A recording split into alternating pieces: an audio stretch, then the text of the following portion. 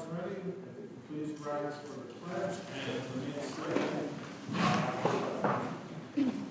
Pledge allegiance to the flag of the United States of America and to the republic which stands one nation under God, indivisible, with liberty and justice for all.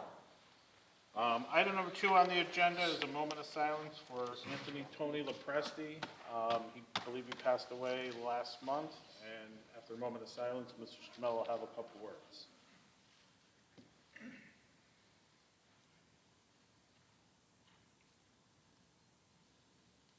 All right, thank you. Okay. Take it away. Mr. Lopresti was our principal at Seymour High School for many years.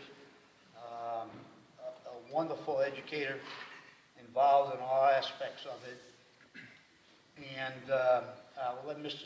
Stanek speak a little bit more, because Mr. Stanek was a student, I believe, with Mr. Lopresti.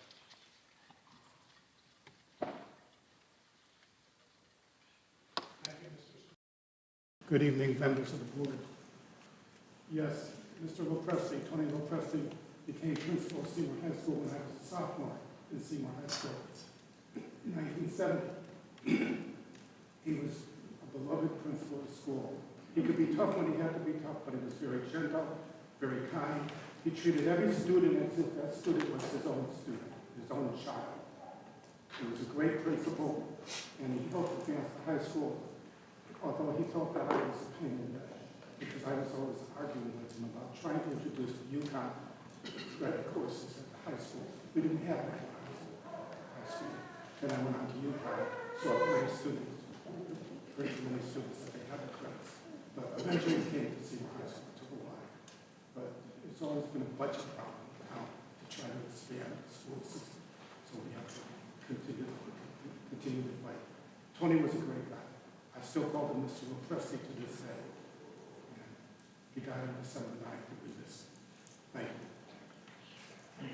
The last thing was amazing. He was from the Boston area, and even to the end, 50 years here in Connecticut, he still carried the Boston accent. Yes, he did. I used to say, how do you keep doing it? That's because you don't understand other people from the Boston area. I said, I guess not, Mr. President. But, you know, he was a wonderful guy. He talked about his years at Boston College, where he was educated as an educator, and he was amazed in recent years how Boston College had expanded so greatly. He was very proud of his school. He was proud of Seymour High School. Thank you. Thank you. All right, next up, quick introductions. Chris Champagne, board chair, and I'll go down to the left. Stefan Buniak, board secretary. Instrumental board member. Kristen Harmon, board member. Maureen Escalade, board member. Dr. Compton, school superintendent. Shannon Levy, board clerk. Jamie Tomaszewski, junior board rep. Caitlin Hamilton, senior board rep. Pete Kubik, board member. Jay Hatfield, board member. All right, item 2A, we have an opening on the Bungay Building Committee. I don't know, Mr. Kubik, we want to present.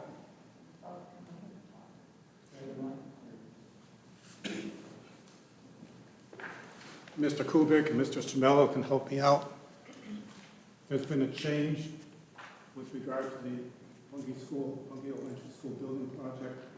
When we received the estimates of the cost, it's actually going to cost less to build a new school than renovate as new the present Bungay School. The difference in cost is about $500,000 less to build a new school, based on the estimates from the Associates. The Bungay School Elementary Building Committee, by consensus, decided that it would like to proceed with the new school. And the Board of Select Persons on December 17th voted to allow the Bungay School Building Committee to continue pursuing the new school. The Board of Select Persons also voted to schedule the referendum for October 9th. The Board of Select Persons has not yet decided on whether or not the amount of the referendum to be decided. The building committee will continue to look at the estimates from Antonoff Associates, and we are meeting tomorrow evening. The cost to build a new school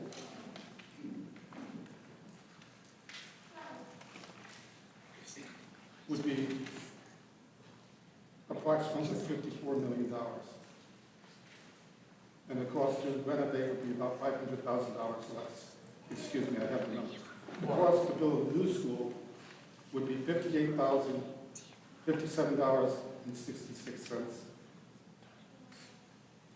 58 million, excuse me, 600, I'm sorry, 58,067,766, and to renovate $58,610,515. So it's less to build a new school. So we just wanted to let you know what the building committee is doing at this time. We still have to go to the Board of Finance and Board of Select Persons for approval of the amount that we're going to go to bond. Now, those reimbursement issue. We will receive approximately 66% reimbursement. So the amount that it would cost the town to be for a new school, $24,290,760. That would be the amount that we would have to bond. 11% of that would be retained by the state for the reimbursement money after the school is built. 11% would come back to the town. That's, I just wanted to make sure you 66% reimbursement. So we will be looking for your support, of course. We will be working toward promoting the project, informing the public of the costs. We are waiting for information. We're going to work on the bonding issues with the town administration so that we can present to the public what the additional costs will be over the years in terms of the mill. The committee is very excited about this prospect of the new school. The new school will be built in the field. The present school will be demolished, and where the present school is, there will be built 2 fields. We are also talking about separating transportation, ingress and egress to the school. Bus ingress and egress would be separate from the public, parents and staff.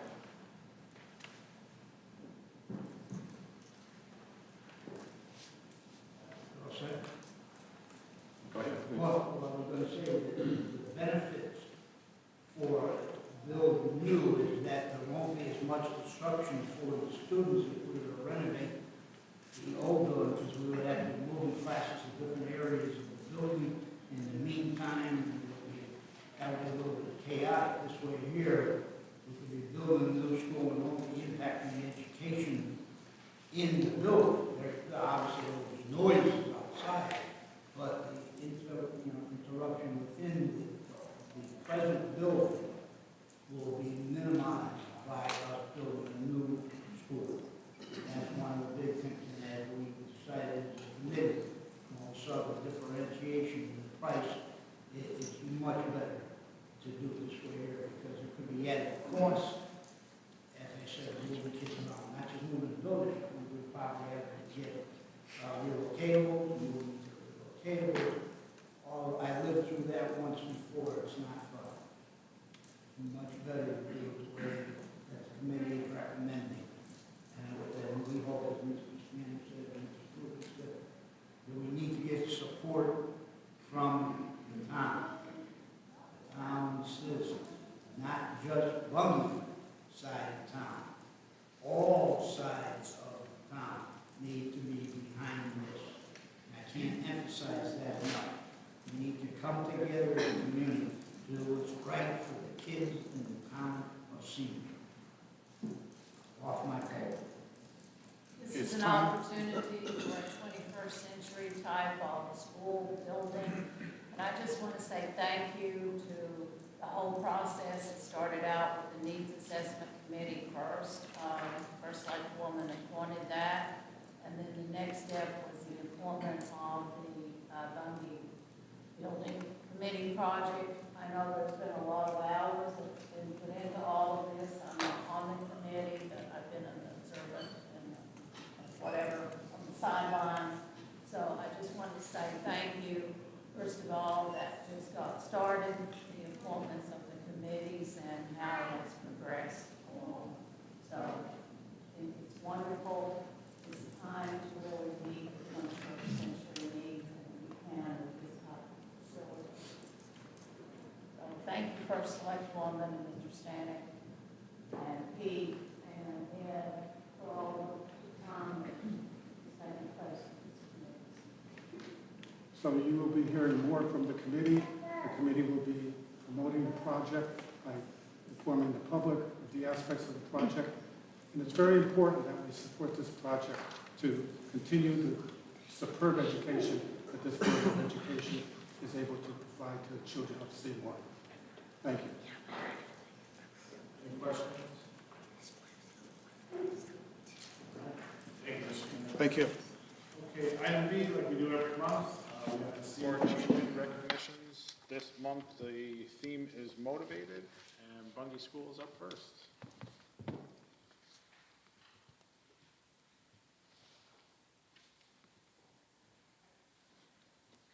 how are you? Do you want us to stand this way?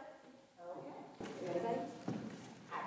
I'm Jacqueline Martino, second grade at Buckgate. This is Nicholas Moore, and he has been awarded Seymour Champions Motivated. Nicholas has been working very hard in school and beyond school to make sure he's reading daily.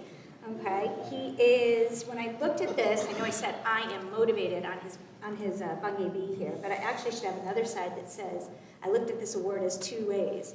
He is a motivated student, but he is also our class cheerleader. He motivates others.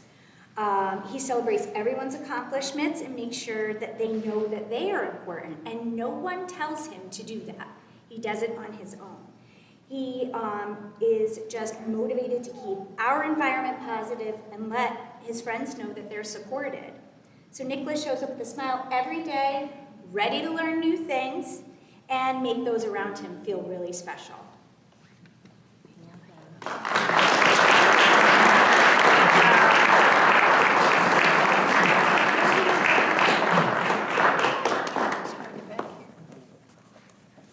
Parents here, come on up.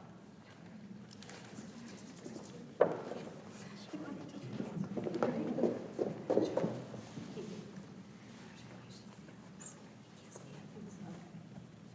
you guys ready?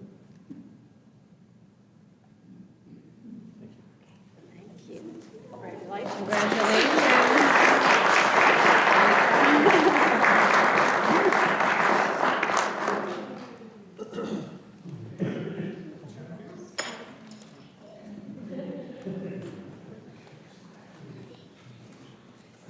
Hello. For those of you who don't know, I'm Stephanie Chacon, the assistant principal at Chatfield La Presse School. This is Principal-elect now, and we're here to present 3 champions tonight.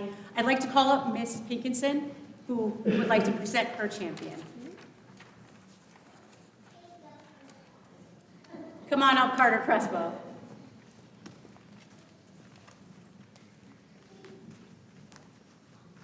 Hi, my name is Mrs. Pinkerson, and I'm Carter's 5th grade teacher.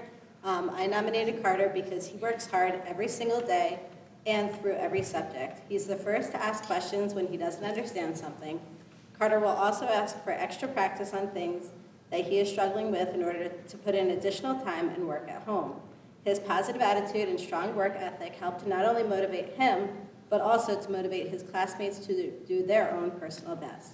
His hard work and motivation paid off for him because he has done really well in class this year. Please family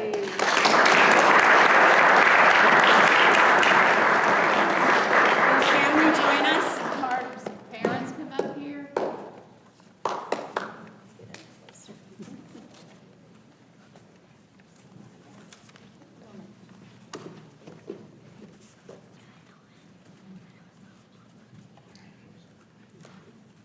Everybody, say cheese.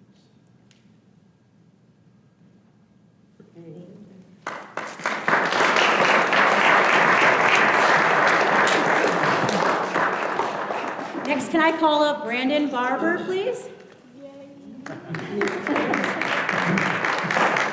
So he's a 3rd grade student in Mrs. Overcash's room, and she says this about him. Brandon is a grade 3 student in Mrs. Overcash's class. He is motivated and works hard daily. Brandon consistently puts in great effort and genuinely wants to do well. Mrs. Overcash has been impressed with how Brandon shows his determination to do well at tasks on his own without reminders from her. Congratulations. Can we have a family comment?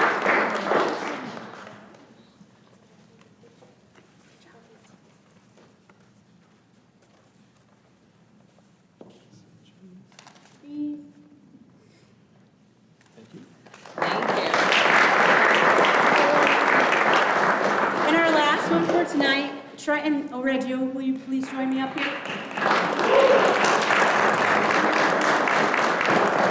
Trenton Oregio is a grade 4 student in Mrs. Sioka's classroom. His attitude, leadership, and contagious enthusiasm make him a great candidate for this recognition. Mrs. Sioka believes Trenton's motivation has transformed her classroom culture. When she introduced the Multiplication Fact Fluency Black Belt Challenge, there was a little interest until Trenton stepped in. He eagerly embraced the challenge and encouraged his classmates to join him. Thanks to his leadership and enthusiasm, Miss Sioka's entire class is now engaged in attaining multiplication fluency. Trenton is also engaged in the class's 40-book challenge. He's motivated to meet the challenge and go beyond it. His motivation encourages everyone to read, keep track of their accomplishments, and it increases book conversations in their classroom. Trenton's motivation doesn't stop at academics. During indoor recess, he began a puzzle club, dedicating himself to completing complex puzzles. His determination quickly inspired his classmates, turning what was once an individual activity into a collaborative group goal. Trenton exemplifies a goal-oriented mindset with his commitment to success. Whether tackling academic challenges or fostering a sense of community, he never gives up until his goals are achieved. His motivation is truly contagious, inspiring those around him to reach higher and work harder. That's amazing.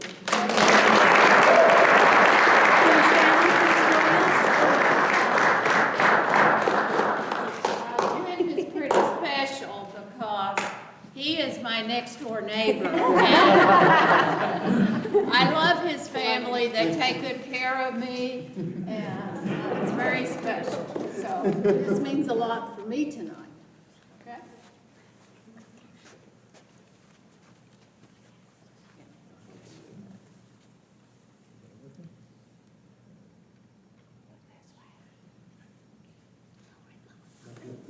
Took a few. So you can choose which one you like best. His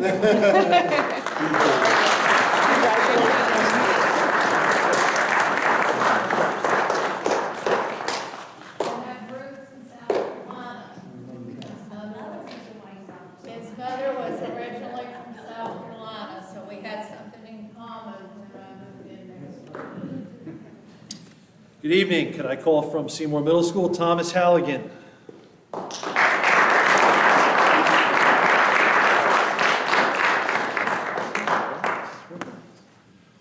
Tonight we are proud to honor Thomas Halligan, a remarkable student on the Seymour Middle School white team, for exemplifying the trait of motivation. Tom is incredibly self-motivated in all of his classes, consistently completing his assignments on time and with exceptional effort. He is a model student who strives for success and always puts his best foot forward. Beyond the classroom, Tom is a well-rounded individual and an active participant in our school community. He is a proud member of the National Junior Honor Society, a member of the baseball team, and serves as the team photographer for the basketball team. His dedication and drive are an inspiration to both his peers and his teachers. Congratulations, Tom, on this well-deserved recognition.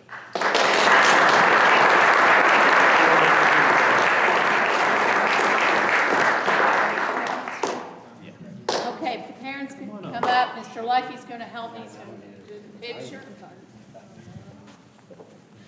Great job.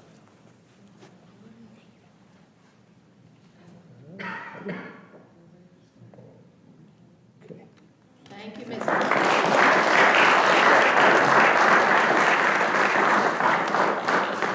Isabella Melendez, please come up.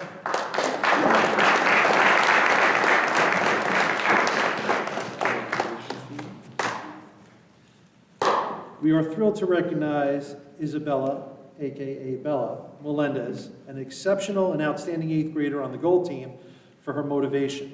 Bella is a highly driven student who strives to give her best in everything she does. She is not only an excellent student, but also an active and engaged member of our community and within her team. Bella is a member of the Student Council and routinely volunteers to do the morning announcements, demonstrating both her dependability and leadership. She is trustworthy, dependable, and a shining example of what it means to be motivated and a role model for her peers. Congratulations, Bella, on this recognition. Stay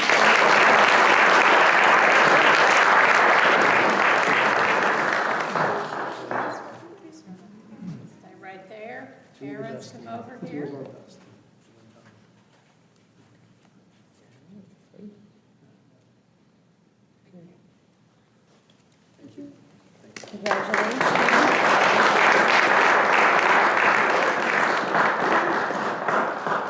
I have Ellie Sabri, please come on up.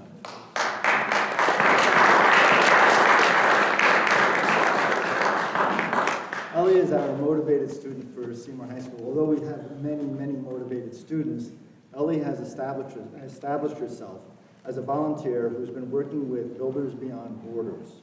She has gone to trips to Guatemala, Ecuador, and the Dominican Republic to help build cafeterias, classrooms, and playgrounds for children of all ages to better their chances of success in the future. Coming up soon in April, she will be visiting Costa Rica, and right now she's a senior advisor to the program. While on these trips, she sleeps in unused classrooms. I'm sure you slept on your share of floors, hammocks, and whatever is available.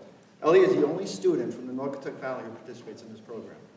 Most of the students are from Fairfield County who participate, so we're very proud of her. We're really representing the Naugatuck Valley proudly. Thank you very much. She's a senior, and she's currently applying to multiple colleges, including my son's alma mater, Lehigh University, Syracuse University, Bucknell University, and Colgate University, where she's hoping to study either secondary education or journalism, either of which will be fantastic.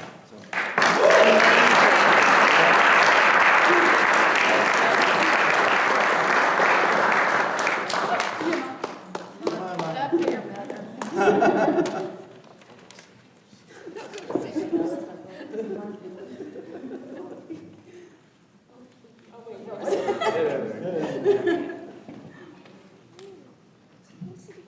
Okay.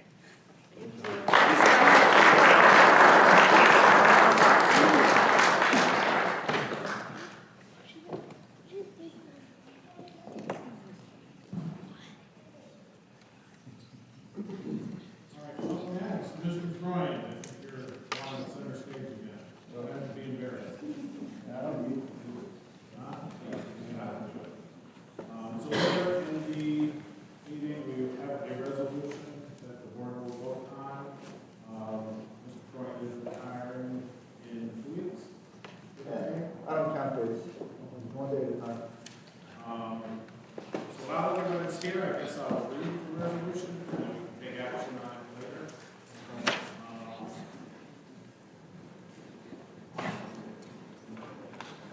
Okay, so whereas Mr. James Freud has dedicated himself to the Seymour School District since 2004, serving as an administrator, assistant principal in 2004, and principal in 2014 at Seymour High School, and displaying unwavering commitment to our children and the school community. Whereas Mr. James Freud will retire from this district on January 31st, 2025. Whereas during his tenure, Seymour High School saw improvement and increased opportunities for our students, including but not limited to expanded academic offerings, career and technical education, enhanced extracurricular activities, technology integration, focus on mental health and well-being, community engagement programs, improved facilities, literacy and intervention programs, celebration of diversity and inclusion, recognition and scholarship opportunities. Whereas during his 20-year tenure in the district, Mr. James Freud distinguished himself as a highly effective school leader, strengthening the relationship between the high school district and community with the following achievements: expansion of advanced placement and college-level courses. The number of AP and college-level courses offered at Seymour High School has increased, providing students with greater opportunities to earn college credits and engage in rigorous academic challenges. 2, recognition of student achievements, celebrated the accomplishments of students, including a notable instance where the top 10 students in a graduating class were all accepted into Ivy League schools, reflecting the high academic standards upheld during his tenure. Supports both academic and extracurricular excellence. Seymour High School has been recognized by U.S. News and World Report in its annual rankings of the nation's best high school schools since 2002. Niche 2025 rankings. Seymour High School has been recognized for best public high school teachers in Connecticut and best high schools for athletes in Connecticut. Implementation of school improvement plans. Developing and presenting comprehensive school improvement plans aimed at enhancing educational outcomes and fostering a positive learning environment. Promotion of educator diversity, contribute to initiatives focused on increasing educator diversity, recognizing the importance of a diverse teaching staff, and enriching the educational experience for all students.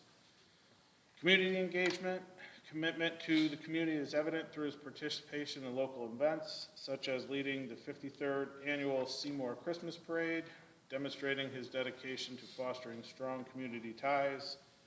Support for staff development, recognized and supported the achievements of his staff, including nominating Assistant Principal Paul Lucky for the 2024 Assistant Principal of the Year Award, highlighting his commitment to professional development with his team. Whereas his vision of unity, teamwork, and collaboration has increased student achievement and created an educational environment in which every child counts and is valued, the Seymour Board of Education, together with its citizens and school community, wishes to acknowledge exemplary service that Mr. James Freund has provided to our children. Now therefore be it resolved that the Seymour Board of Ed does hereby extend its gratitude and appreciation to Mr. James Freund for his exemplary service to our school district and students. Thank you. I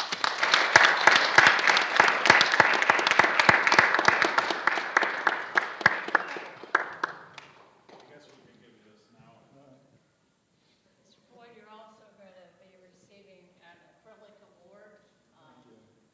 So we'll give that to you tomorrow. Thank you very much. I appreciate that. It really was a thing. Staff, all of The kids, teachers.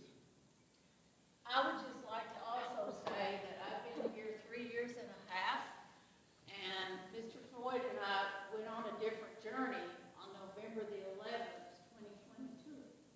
Well, during those months before we had that official move-in date, you know, it was determined that the Board of Ed was going to move to the wing of the high school. And basically, First Select Woman and the Board of Select Persons or whatever said, you're going, Dr. Compton, you have to go. Kind of got addicted, but that's neither here nor there. It really worked out well. We got through it. It was tough, but it wasn't too easy. So this is something that evolved out of all of that. Mr. Floyd was by my side, coming down, checking on me. Before we were getting through all of it and deciding on the rooms, one day we had just an out-and-out argument. And it's something that can teach your kids. You know, you got to get over it. I wasn't going away and he wasn't either. And it's like,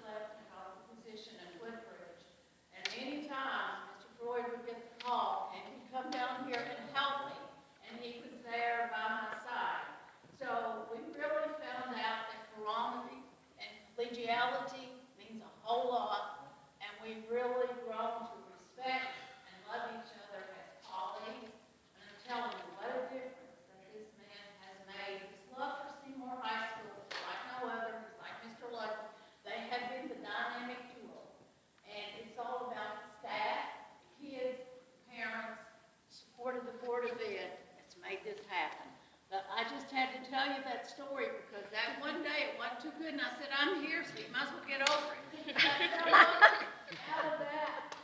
Was it great? Just remember, it's still a high school. It's right, we're on the way. We're going to see a little more to the high school, just Yeah, remember that. yeah, is there anything else you want to say? No, I'll just start crying. Thank you.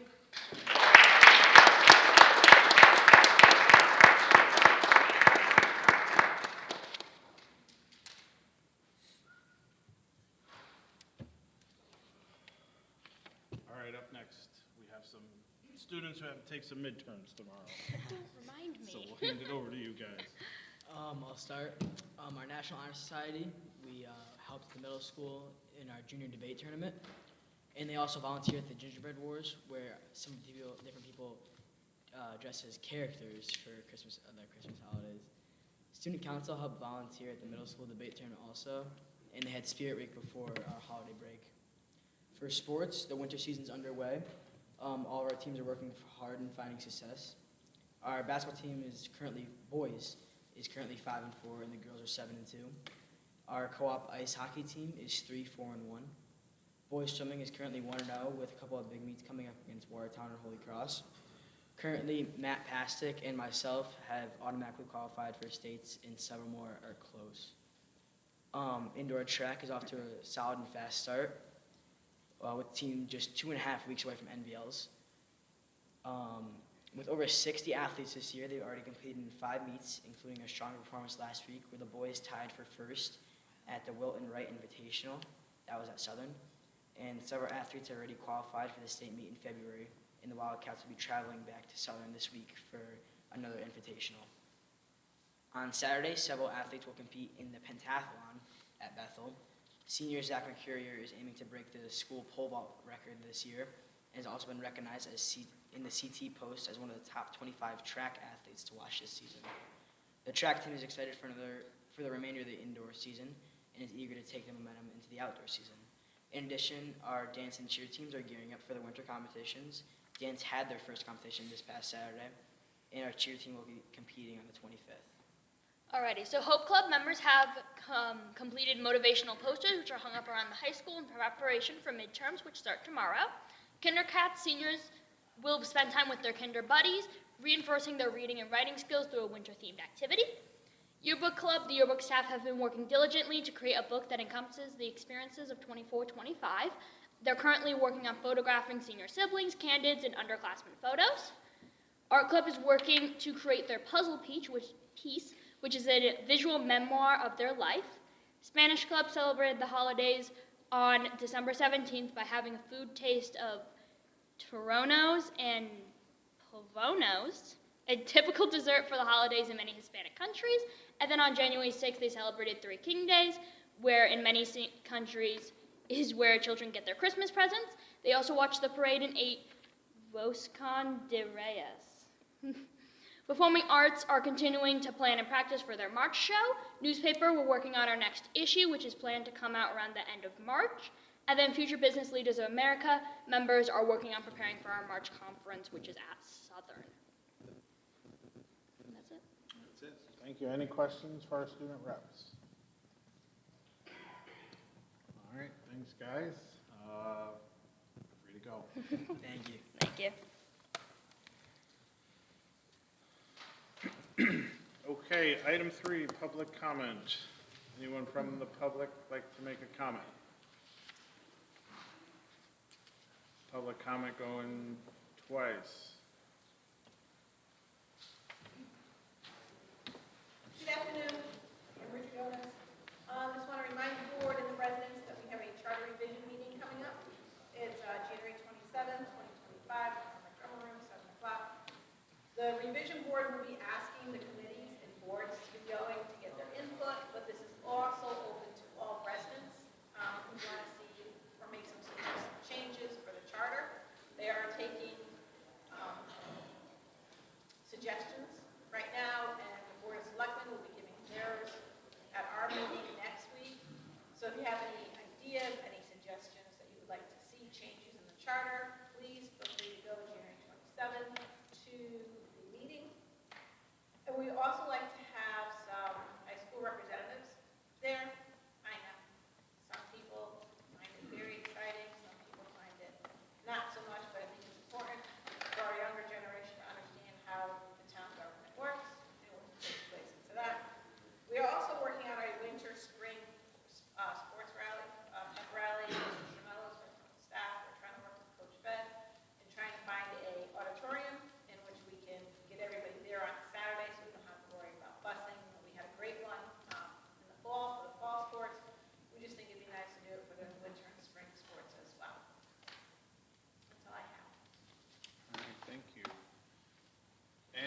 else?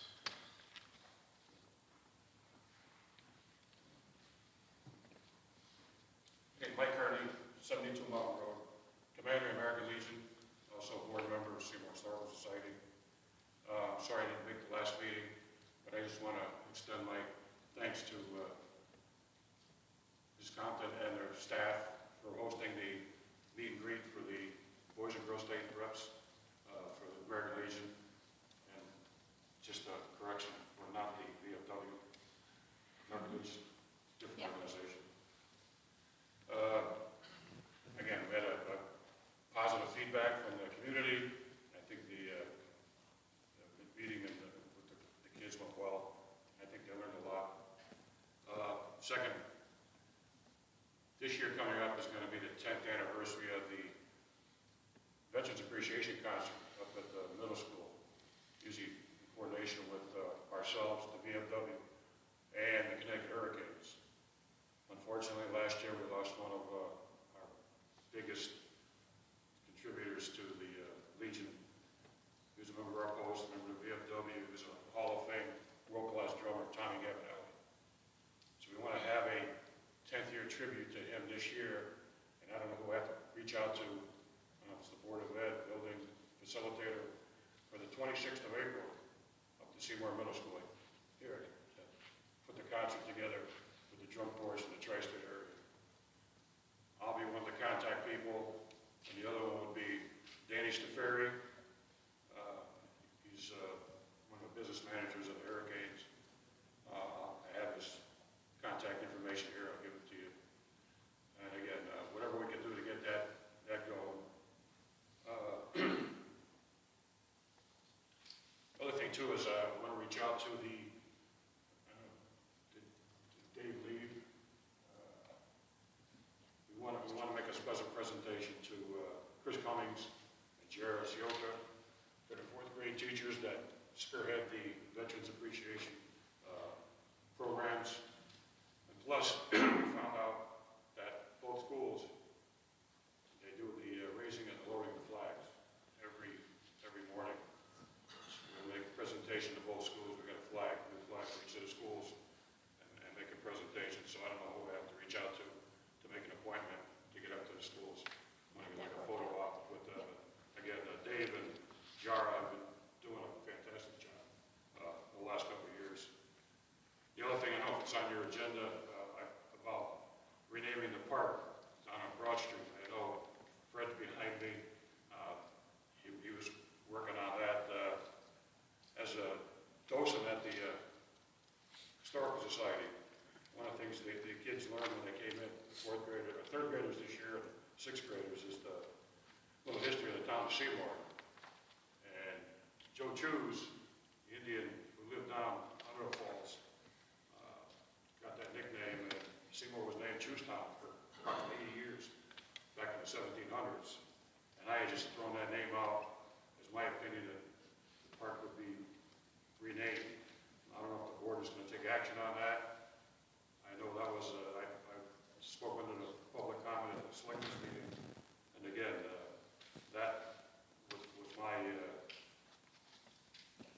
That's being handled by First Selectwoman and the Board of Selectors. I think I jumped the gun on Fred there, so. But again, I'd like to thank Dr. Compton and her staff. And the other thing we got to do is we're trying to get back into Chatfield School as book buddies. Yeah.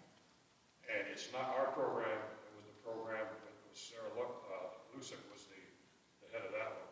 We were just in there to help with the first graders. Well, the doors are open. We welcome you. Whatever has to happen. Yeah. I don't know if they have a reading instructor up there. Yeah, we do. We to coordinate, because they can contact us. I think we have half a dozen people at the post.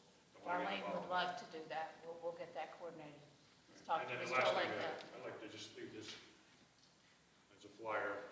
I'll give one to Paul, still here.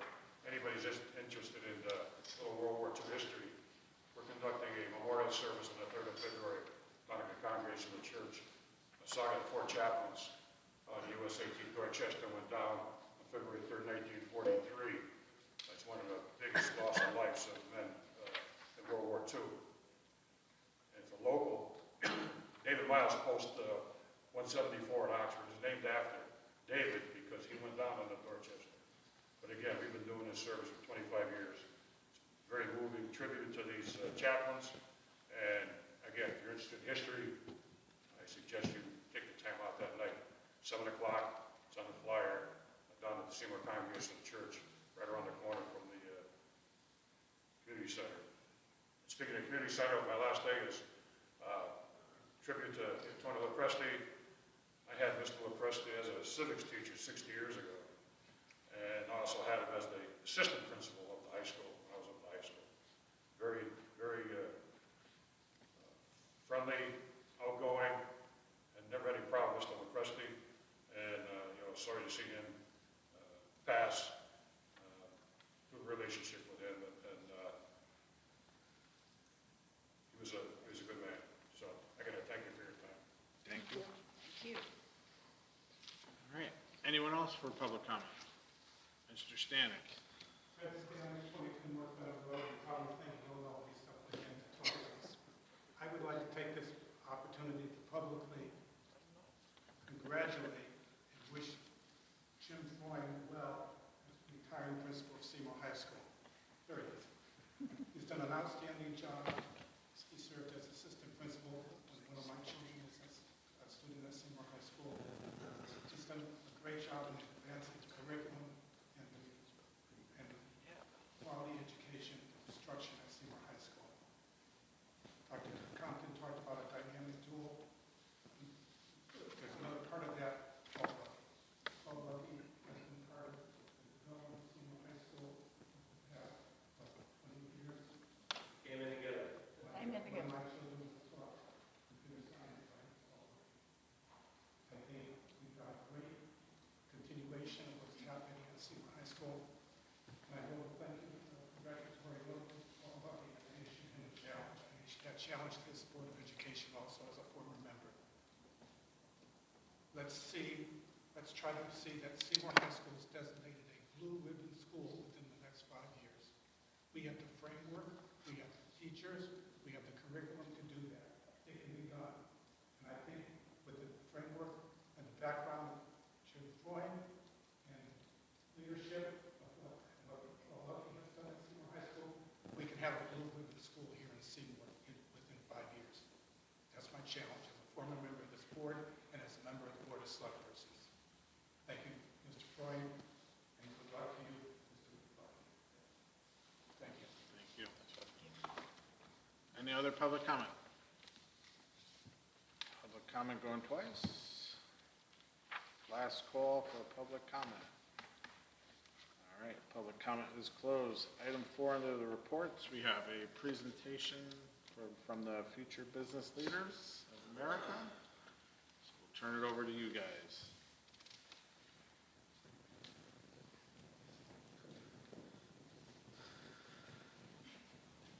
Good evening, thank you for having us today. My name is Sarah Folsom, and I'm a senior at Seymour High School, and I'm currently the high school's president of our Future Business Leaders of America. I'm Mariana Alvarez. I'm the treasurer, and I'm a junior at Seymour High School. And today we are joined by our other officers in FBLA, our vice presidents Jack Kostick and Jacina Khan, and our secretary Isabel Dur. And today we're going to be giving you a presentation on investing in Seymour High School students' futures. So why are we here today? Today we are here to seek your support to streamline the sponsorship process for our school clubs.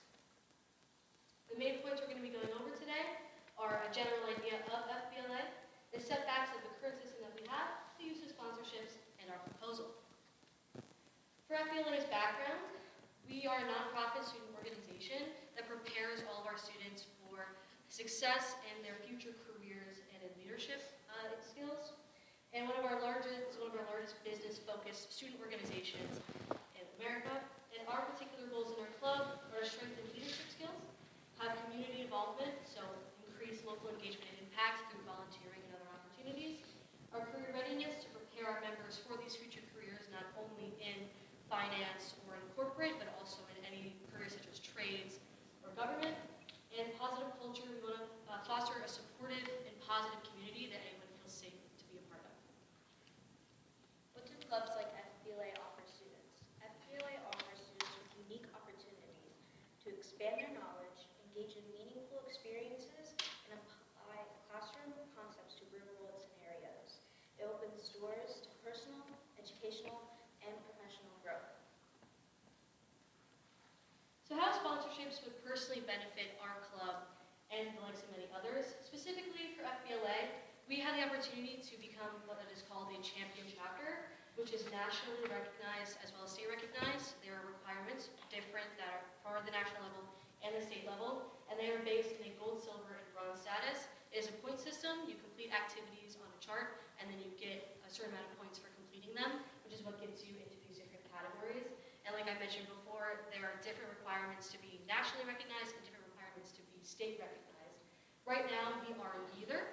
We have been building up our club at least for the last 4 years, and this year we are actively fighting and trying to become any one of these statuses. But a lot of what takes us to become one of these statuses is getting sponsorships, because that is the hardest thing to do for Connecticut FBLAs. A fifth of our tasks, like I mentioned, are dedicated to getting sponsorships on the national and the state level. And we use these sponsorships to compete at our national conference. I have been to the national conference, and the cost includes flights, hotels, and as you can tell, it gets pretty costly, which wasn't covered by Seymour because we didn't have enough funds, which we could use through our sponsorships. And multiple of our students place first, top 3 at our state conference, which is what makes you eligible for the national conference. How sponsorship would benefit clubs. We recently surveyed our school clubs to better understand how sponsorships would benefit the clubs. Their responses were related to real-world application. With funding, students can test their ideas in real-world scenarios. Providing for the community allows clubs to expand outreach efforts, such as organizing drives and events. Competitive registration. Financial support makes it more feasible for students to engage in these events. And elevating school pride. Sponsorships can fund club apparel and activities, bringing a sense of unity within the club. Setbacks of the current system. Our school success depends on timely sponsorships, often offered spontaneously. However, the process, which is unstructured and unknown to us, delays our ability to react,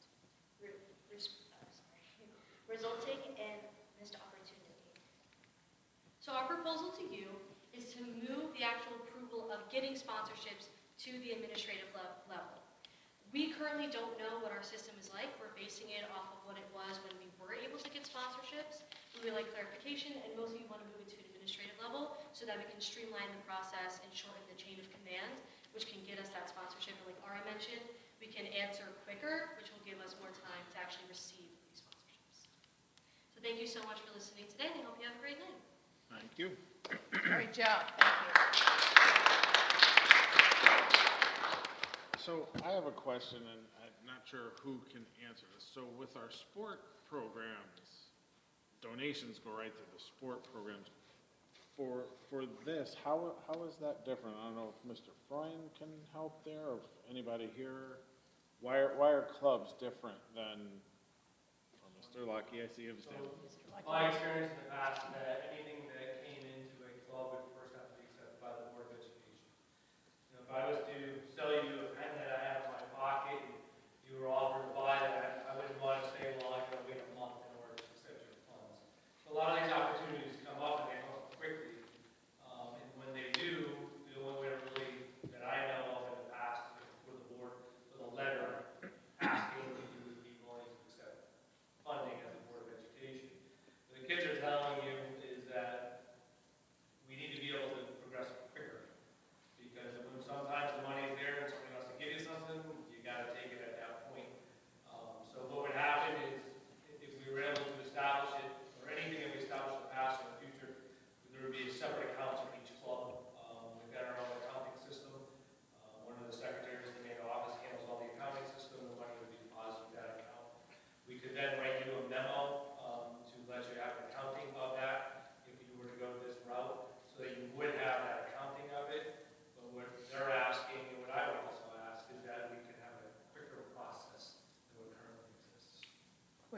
be allowed to contact businesses that would actually be willing to sponsor them in a partnership. And Yeah, so I part think of we the need to do FBLA, that. correct me if I'm wrong, It is.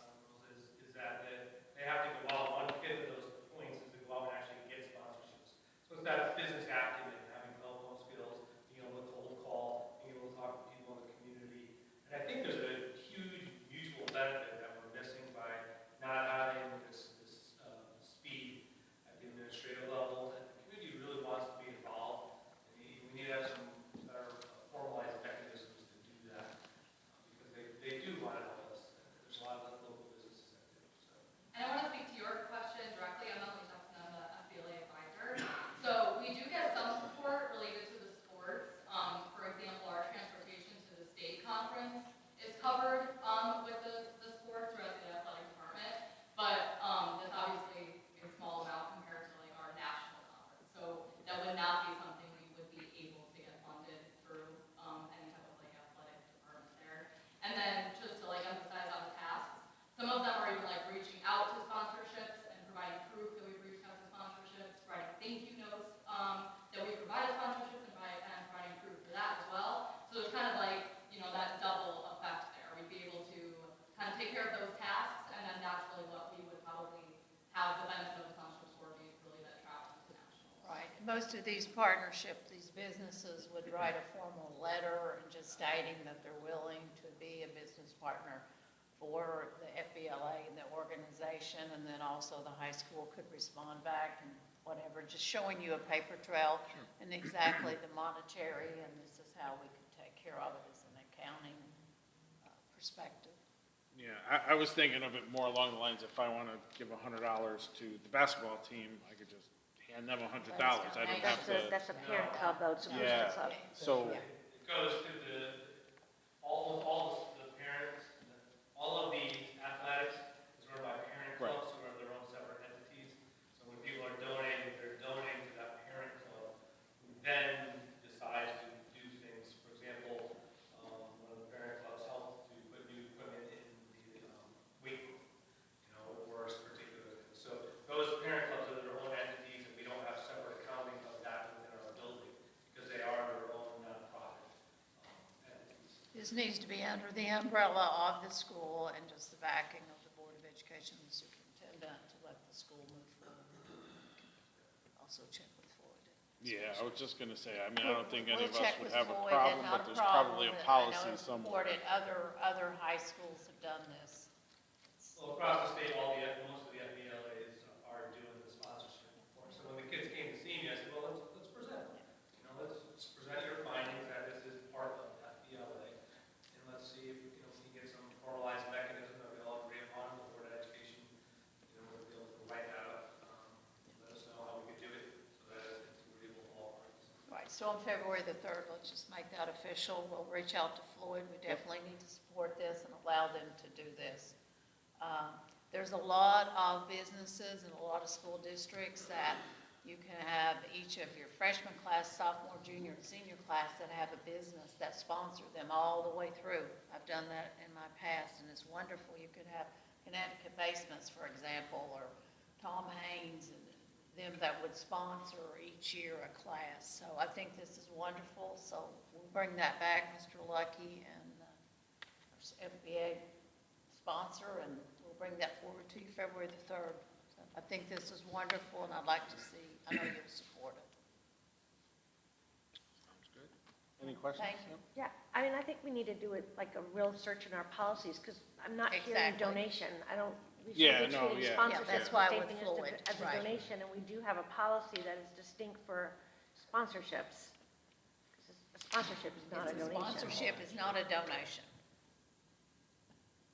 So we'll check with our attorney and look at the policy, and Yep. we'll figure it out for February the 3rd meeting. Okay? Thank you, ladies. Thank you. All right. Mind if I just miss them with their exam tomorrow? I'm sorry, what was that? They have exams tomorrow, so. Yeah, they could go too, yeah.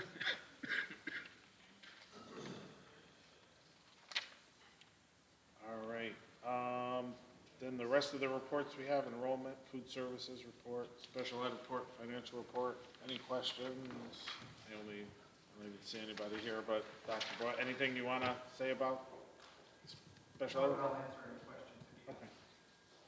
Anyone? All right. Up next, the consent agenda.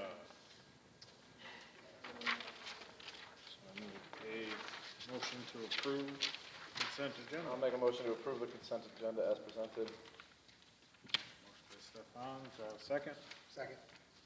Second by Peter. Any discussion? Hearing none. All those in favor? Opposed? Abstained? Passes 700. All right, item 7, discussion and possible actions. First up is the resolution that was read during the recognition for Mr. Freund. So we just need a motion to make that official. Make a motion to approve the resolution as presented. Second. Motion by Stefan, second by Peter. Any discussion? Hearing none. All those in favor? Opposed? Abstained? Passes 700. Item 7B is the district calendar, and I believe we are doing, the current version is the one that we're doing before the Easter break, correct? Yeah, That's what's up? let me clarify, one of the things that you had asked was to try to get feedback from the other school districts, what they were doing for spring break. And Shelton's break is April the 13th through the 17th. Region 16 is April the 6th through the 10th. And Sonia is April 6th through the 10th. Oxford's not made a decision yet. And Derby is also, I think, April 6th through the 10th. We actually did a polling of the staff, and thought this would be important for you to know that 51.6% voted for the April 13th through the 17th for you to consider, and the others wanted April 6th through the 10th with the 48.4%. It's kind of sad that Connecticut can't have one spring break week. Same problem was in New Jersey, but this is something that we're recommending. It's your recommendation, but option 1 is, as we said, this was similar to last year where we did the spring break separate from Easter. So I want to pass this around. In the end, ultimately, it's your decision as a board. I just thought it's interesting that even in the valley, everybody can't be on the same page, so that's something we need to try to work for, and the valley superintendents as well, and trying to come up with a calendar date to represent to our boards of ed. In the end, it's always the board of ed that decides the calendar. But it'd sure be nice if there was some similarities with the tech schools and everything. So we've done our homework, and we've done what you've asked to do, and it's, either way, it's good. Seeing the list that you passed on, those schools are the schools that 6 through 10, most of them are closest to us. Because Shelton technically doesn't impact us because they're entirely different county, by the way, and all that kind of stuff. So it looks like it would be good for the 6th through the 10th because it had region 6, 16 on there, I think, that number, if I remember right. Yeah. And Seymour and Oxford, right, Dick? Do you have that?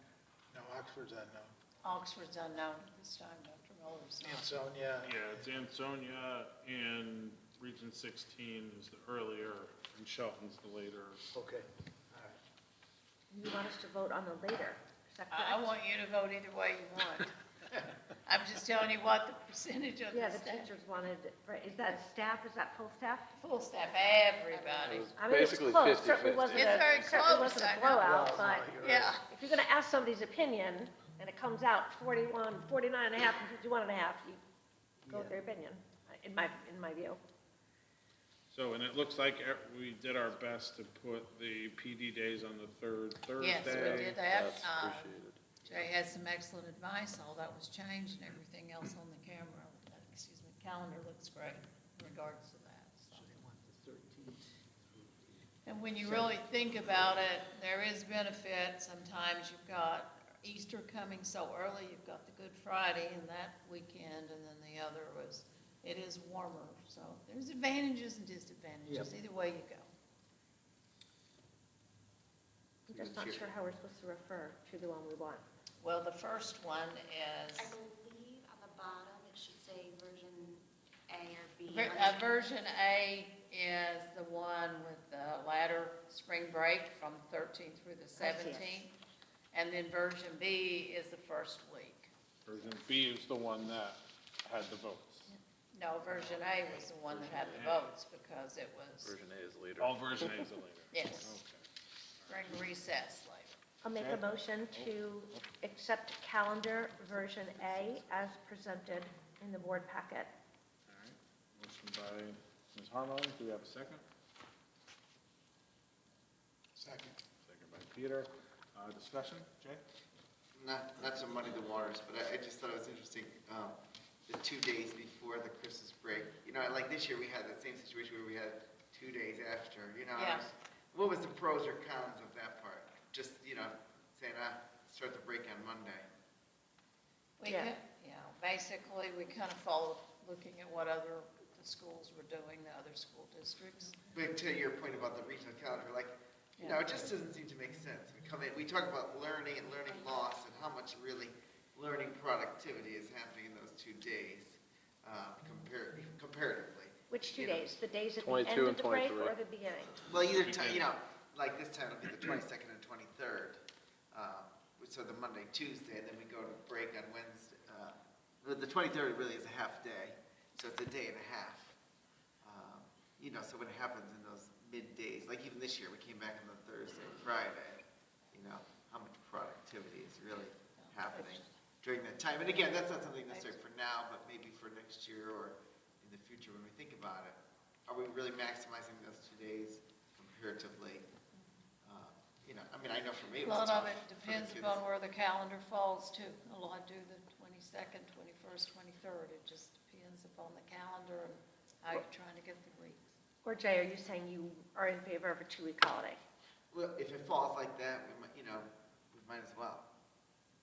Because again, how much, when we shape the calendar, we're shaping it based on instructional hours and instructional productivity, right? Yeah, no, I'm just trying to get clarity on what the, Yeah, he just thinks in the future we ought to look at it a little bit more in detail with Christmas breaks. It's tough because how the calendar falls. I mean, we spent a lot of time talking about the 2 weeks in April and how much maximization of time we utilize for that. But yeah, 2 days, a day and a half, there's a lot of pros and cons to that. Yeah, I don't think anybody would mind the 2-week vacation, but you'd be putting that last day of school at June 12th, which I think is what this year is, correct? June 12th? We missed our a last full day? day of school, so we have to, For 11th, the next. 12th, right? Well, through the last, but I think again, as we've had more and more years of lesser snow days, you know, I think that's something, again, we could consider. As long as he keeps his pattern up. Yeah, who knows? I mean, that part's hard to tell. We're getting out earlier and earlier in June. Oh, do you want to make an amendment to the motion? I don't know, does anybody else have an appetite for that? I'm just throwing out, as somebody that's in the classroom, I see both sides of it, you know. I think it is hard. I just feel like whatever day is the day before break is not a learning day anyway. So if everyone has Monday, Tuesday off, then Friday becomes a non-learning day. So, you know, it would have been great to have posed that question to the staff, but we didn't. But does the union see the calendar before we Yes, vote we on it? shared it, yes. So, I mean, if they didn't bring it up, I think, like he said, it might be something to really look at next year and really try to see how it falls and what is the most practical. You know, you're heating up buildings for 2 days. I mean, there's advantages and disadvantages. A lot of things with the little ones, the elementaries, those kids are so excited. There's not the learning going on as should be, but, you know, a day of instruction is supposed to be a day of instruction. And I've studied some of the calendars in Seymour, and you went to school a lot on the 23rd. Then it used to be, at one point, you went to school the full day and not a half a day, but we won't go there about the holiday break. Well, next year it'll fall on a Thursday. Well, Christmas will fall on a Friday. So now you'll have 2.5 days Right, during so that week. Yeah, so we gotta really look. Maybe this is the year to do it, Jay. I don't know. We're forgetting, like, parents, Mm. they don't get a 2-week break. That's right. It's also hard for the kids And they to also go really back. count on those days. Like, I mean, After those it's 2 hard for weeks, I'm Gia, ready for them to go back. well, yeah, but I mean, to like ease them into going back, because the first 2 days are just a nightmare anyway, after. So I would rather that they had to go after than give them a 2-week, just because then they go and then they get the weekend to kind of regroup and then start fresh again on Monday. But that's just me with an 8th grader, so. Motion on the table? Yeah. Anyone else? All right, so the motion is for option A with the later April 13, 17 break. All those in favor? Opposed? Abstentions? Passes 7-0-0. All right, item 7C, we have a donation from Barbara Ford and the class of 1974. I thought that was very respectful of the 1974 class.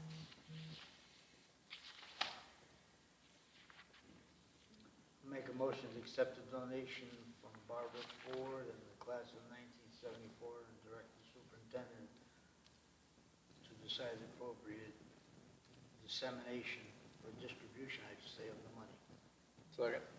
Motion by Ed, second by Stefan. Any other discussion? All right, hearing none. All those in favor? Opposed? Abstentions? Passes 7-0-0.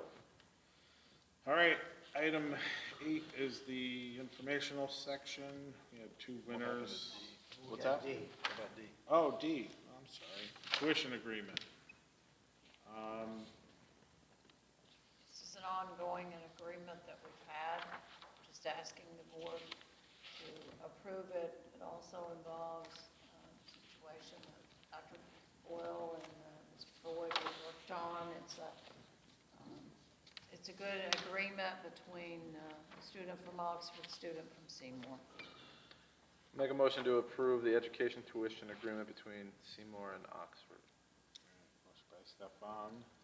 Do we have a second? Second. Second by Peter. Any discussion? Yeah, I'm just questioning why there is a difference in us paying Oxford $19,545 and Oxford paying us, unless I'm reading it wrong. No, it's different per pupil spending. It's for each school because district. Oxford has the higher. That's the They fund reason. their school district Yeah. more than we do. That's why. Has there ever been any talks about just having a swap? Well, that's how it needs to be. We gotta Well, work on we're- that. But It really needs to be a fair equal swap, but it's based upon the per pupil of spending amount. yeah, I understand that, but I'm not following what you're saying, Stefan. If they fund theirs more, then why are we paying more? Because they do a tuition rate based on per pupil spending. So how much they spend per pupil is how much their tuition is. Yeah, theirs is 19,545 higher. versus ours 15,260. That's right.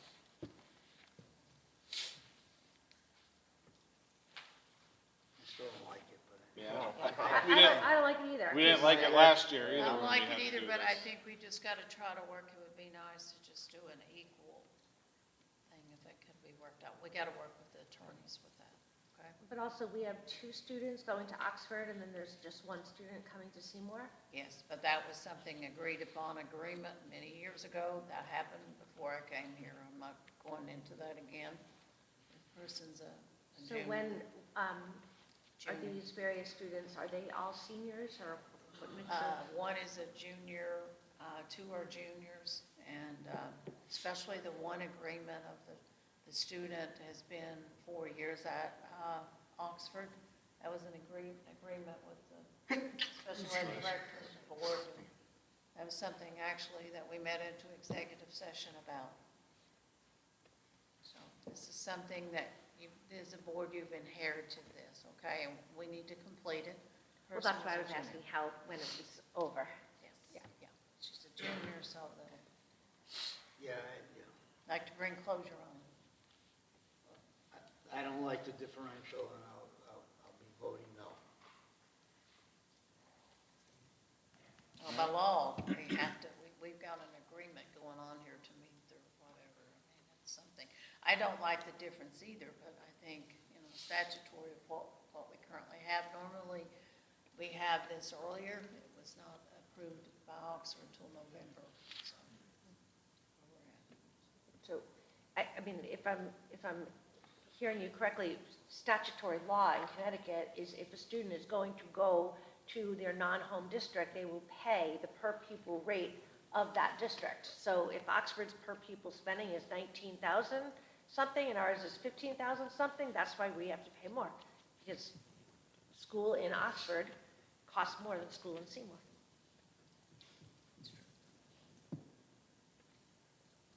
In other words, there's nothing we can do about it.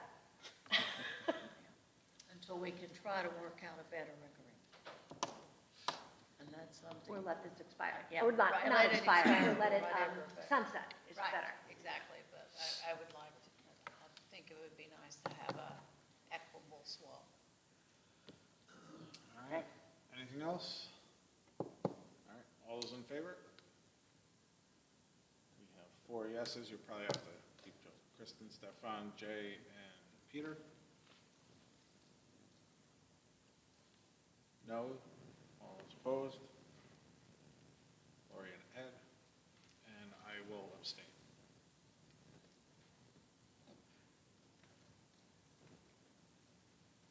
So that passes 4-2-1. Okay, informational section. Yeah, just look over that. I really don't want to announce that because that's something the town will do about these essay contest winners. They're 2 of our students, and the town will be recognizing them. We'll try to ask them to come in February. Just look at the diversity plan. These are just updates. We're going to have a multicultural festival. I think that's going to be a really good activity. Some of our staff have been working on that. All right, and the rest is hirings, resignations. Yes.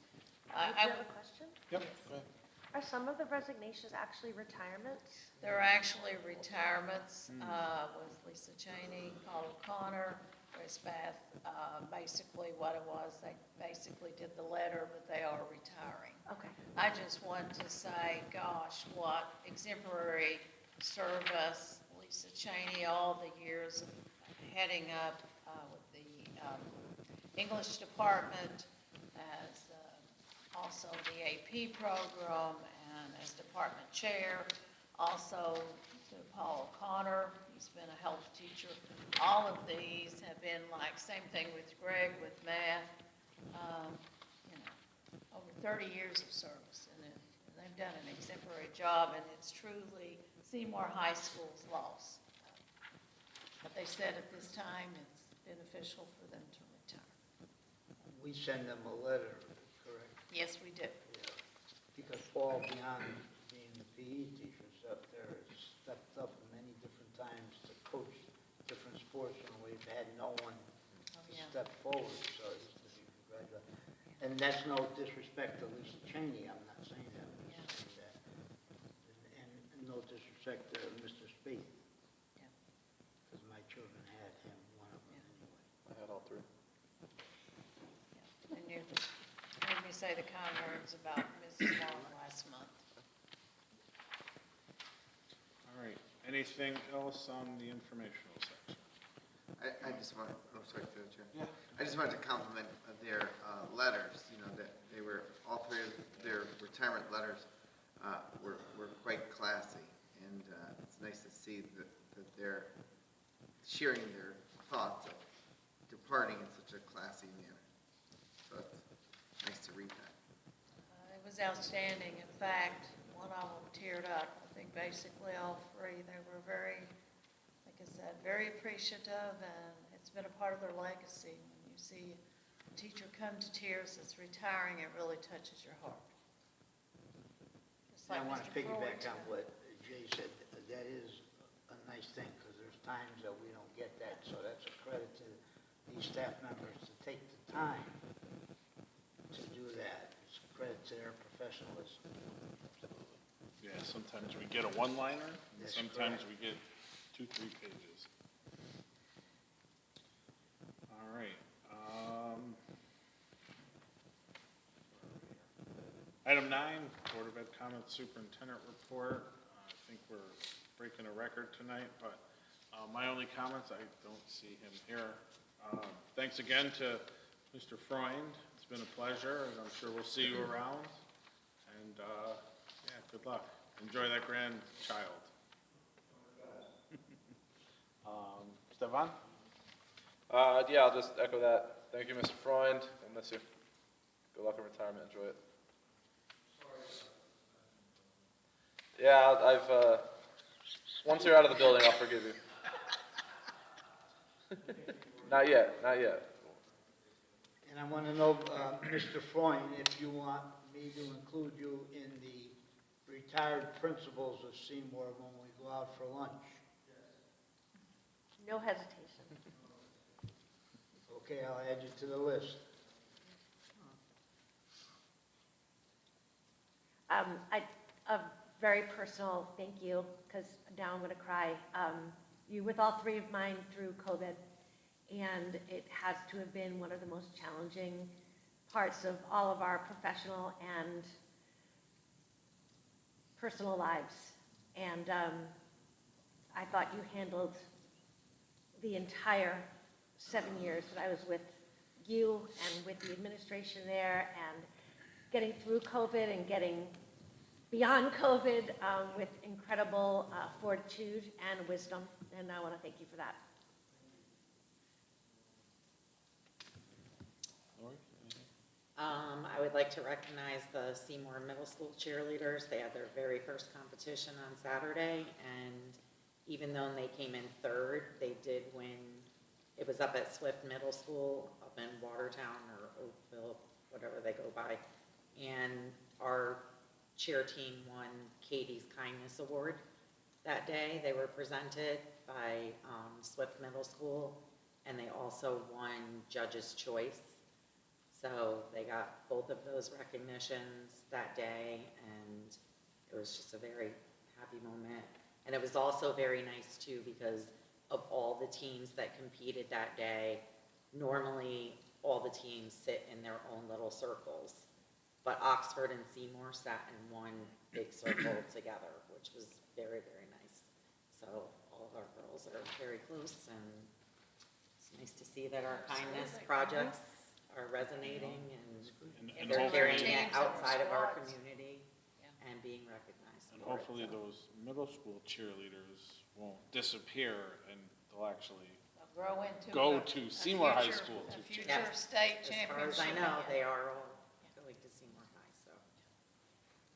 Oh, I'm sorry, anything else? No. No, Peter? I'd also like to thank Jim for all he's done for the town of Seymour, and wish him best of luck in his retirement, and congratulate Mr. Lucky again, and I know he'll continue to carry the torch and keep things going as well as you do. Thank you. Thank you, Mr. Freund. He's been an advocate for our district and our schools, and he's been a great, shown tremendous leadership. I know that it has not always been an easy road for him there, but he has come out on the other side as a stronger, more dedicated leader. Thank you for all your years of service to our district. Sure.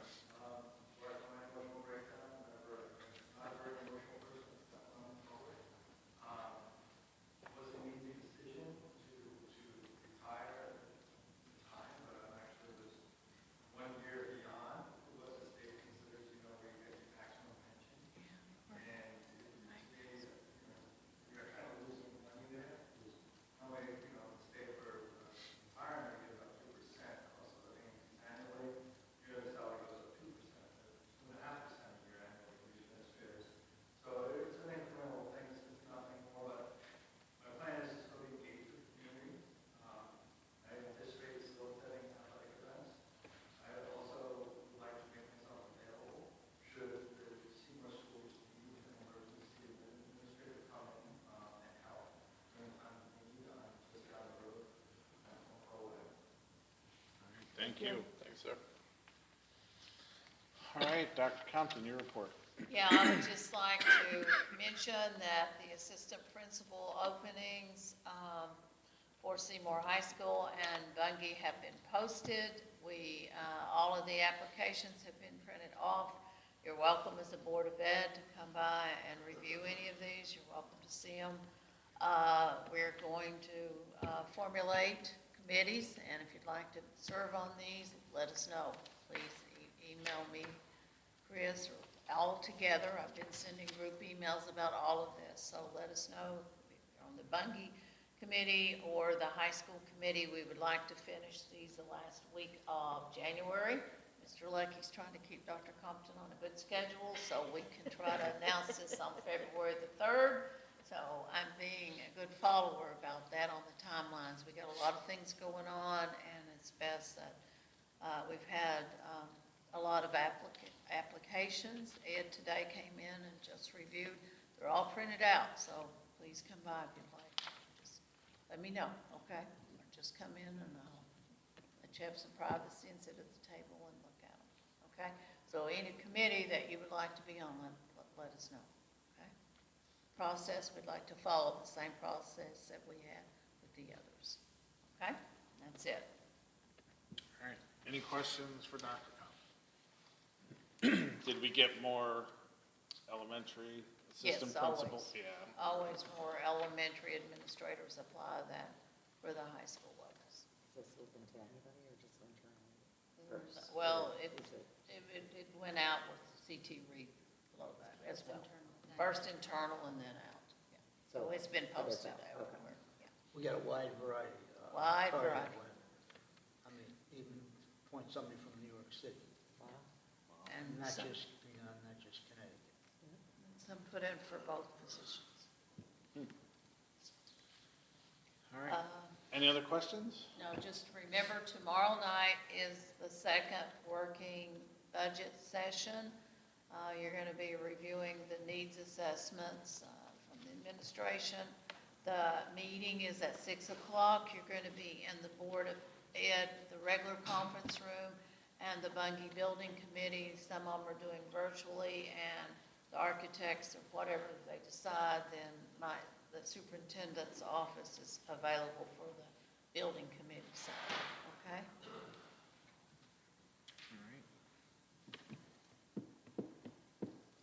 All right. Next item we have is item 10, which I probably will need a motion to enter executive session. I'll make a motion to enter into executive session for discussion and possible action concerning the employment, performance, and evaluation of the superintendent of schools. Motion by Stefan, do I have a second? Second. Second by Peter, all those in favor? Don't we have to say inviting anybody in? Yes, sorry. And I will amend my motion to include inviting in the superintendent of schools. That's what it was. Yeah, you have to copy it, I okay? don't know if you wanted to go Say first. 27. No, better. Okay, so we'll give folks a minute to clear out.